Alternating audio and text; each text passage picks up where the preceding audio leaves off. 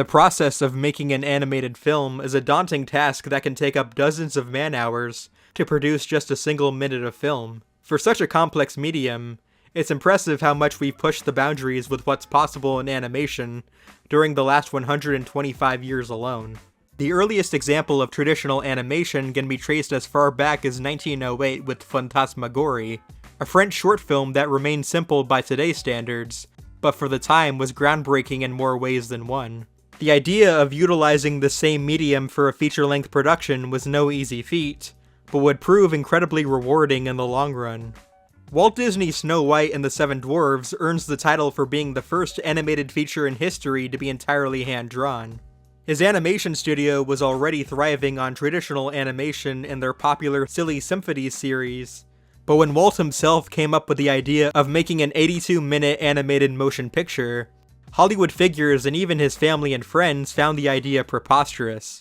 Who would willingly sit down to watch an hour and a half of brightly colored characters and gags when people are only used to seeing that in 6 to 7 minute chunks?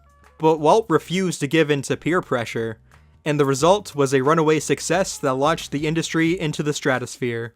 Snow White is long seen as the most influential animated film of its kind, and the very first to create the blueprint for feature animation we see today.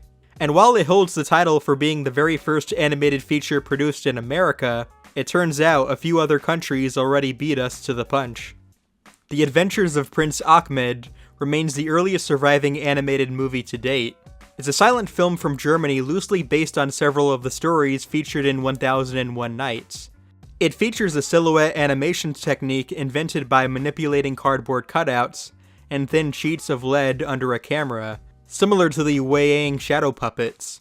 The director, Lottie Reiniger, took 3 years to painstakingly film every frame of the picture at 24 frames per second. If you multiply that by how many seconds are in the overall film, that's 93,600 frames that needed to be animated. It's a film that remains technically game-changing for its medium, but not quite the same as the very first animated film to precede it. El Apostol, also known as The Apostle, is an animated production from Argentina that's history dates all the way back to 1917. The film's producer, Federico Valle, had previously created his own newsreel beforehand called Actualidades Valle. He hired a cartoonist famous for his caricatures in newspapers at the time, Quirino Cristiani, to create a short film for it, and the result was a 1-minute sketch called The Intervention in the Province of Buenos Aires, which lampooned the former governor of the province of Buenos Aires himself, Marcelino Ugarte. After the short had proven successful, Valle and Cristiani decided to team up together to create an animated feature film of their own, this time to mock the Argentinian president himself, Hipólito Yrigoyen, a man who had garnered quite the reputation for being elected as the country's first radical president.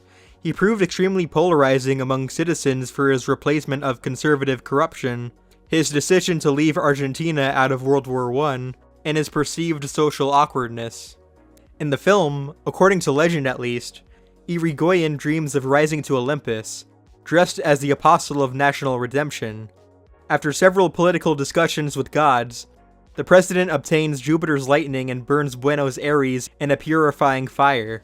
He is about to build his perfect city on the ashes of the corrupt one when he awakes and returns to reality. The entire film is filled with satirical allusions to presidential politics, ministers, and various current events.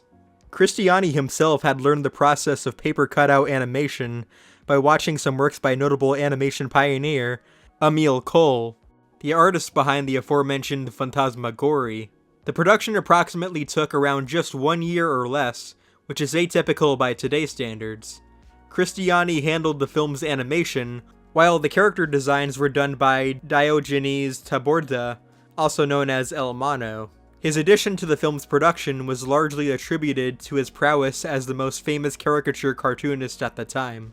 He would only design a few characters and leave the rest for Cristiani to handle, which in itself confirms that regardless of his and Valle's efforts, it was really Cristiani that remained the vessel behind the ship, which is why it's disheartening to learn what he had to endure later in our story. The Apostle finally had its premiere on November 9th, 1917 at the Select Theater, and was praised by both critics and viewers all across the board. The film is magnificent, said a review in the newspaper Critica, and demonstrates the wonderful progress our national cinema has made.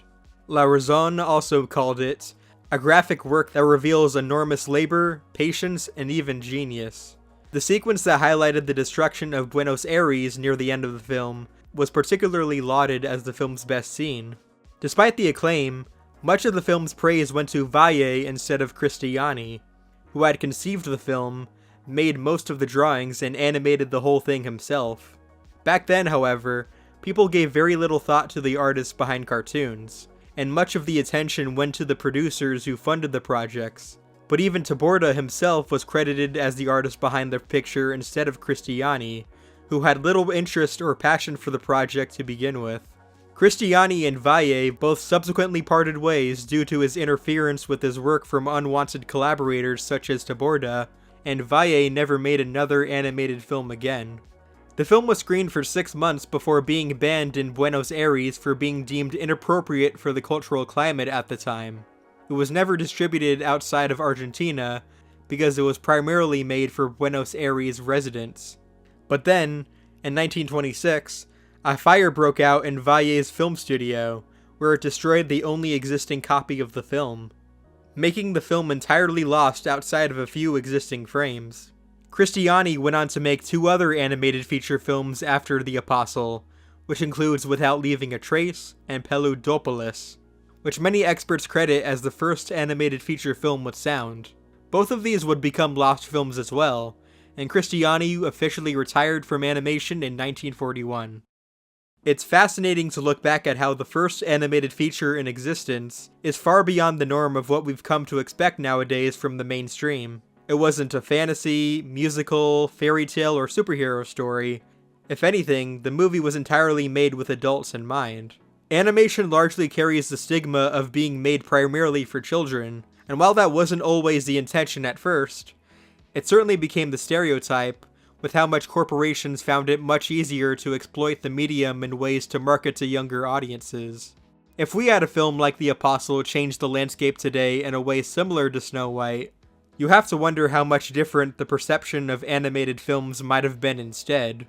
Some historians even claim that The Apostle wasn't actually the first animated feature film in existence, and that another movie called Creation holds that honor instead. But with little information we have on the movie's existence, and not even any direct proof or word from anyone if the film was ever completed, that leaves The Apostle as the first definitive animated feature in history, and it's only a select few that ever get to tell the tale of it.